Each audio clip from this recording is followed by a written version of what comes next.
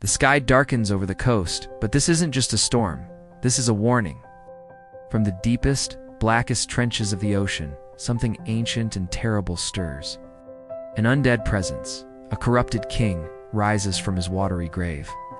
This is zombie Namor, the submariner reborn as an unstoppable horror. His once noble eyes, now hollow sockets, burn with an eerie blue fire. The ocean itself seems to recoil in fear, churning violently as his corrupted power surges to the surface. He doesn't come alone. The silent, guttural command, he summons his legion's hordes of undead sea creatures. Their bones picked clean by the abyss, now clawing their way toward the light. On the surface, chaos erupts. Ships, once proud vessels, vanish in seconds, dragged down by skeletal sharks attacking with a relentless, mindless rage. The water froths with blood and splintered wood, and at the center of it all is Namor. His trident, once a symbol of royalty, now radiates a sickening dark energy, splitting the waves with the force of a thunderclap. He raises his arm, and the sea obeys. Massive tidal waves, black and menacing, swell behind him, threatening to swallow coastal cities whole. The world scrambles to respond. On the shore, soldiers open fire, their bullets and shells peppering his undead form, but it's useless. Every wound, every gaping hole, seals itself instantly, the corrupted ocean water mending his flesh. He is relentless. With a flick of his wrist, Namor summons a colossal whirlpool, a vortex of pure destruction that drags armored tanks and military vehicles into the crushing depths as if they were toys. Lightning, green and sickly, cracks across the sky, illuminating his terrifying form as he lets out a roar of pure undead fury. It's a sound that shakes the very foundations of the earth. In a desperate gambit, the world's heroes dive into the churning chaos, determined to stop the ocean's new monstrous king, but underwater, they are in his domain.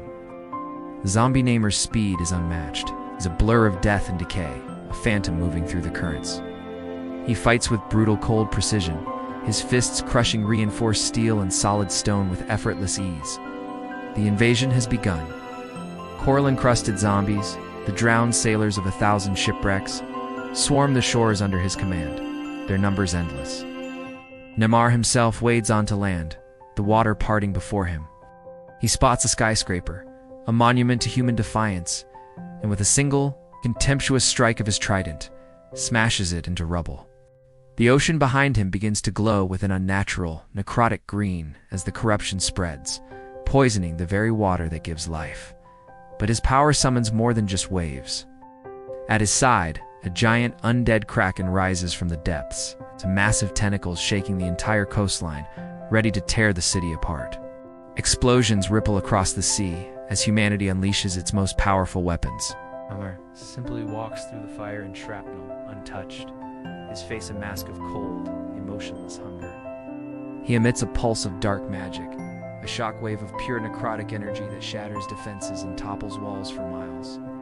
He is an engine of destruction, wading through the inferno. A lone hero, brave and foolish, leaps forward, sword raised high for a killing blow.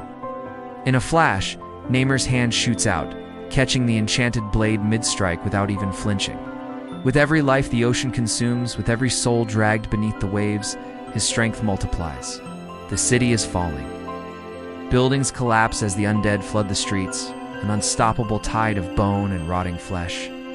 Namor leaps skyward, his form silhouetted against the storm-racked clouds, unleashes a devastating blast of energy from his trident, carving a path of destruction through the heart of the metropolis. Behind him, the ocean itself seems to rise like a living wall, a liquid monolith poised to drown everything in its path. Tanks fire point blank, their shells bouncing off his chest before he grabs them and crushes them into scrap metal. He summons a storm so powerful it rips entire piers from their moorings, tossing them into the sky like driftwood. The undead king of Atlantis roars one last time, a sound that shakes the ground, the city, and the deepest trenches below. A desperate final stand forms, a thin line of defiance against the apocalypse. Zombie Namor just strides forward, without fear, without hesitation. The ocean's unstoppable horror has come to claim the world.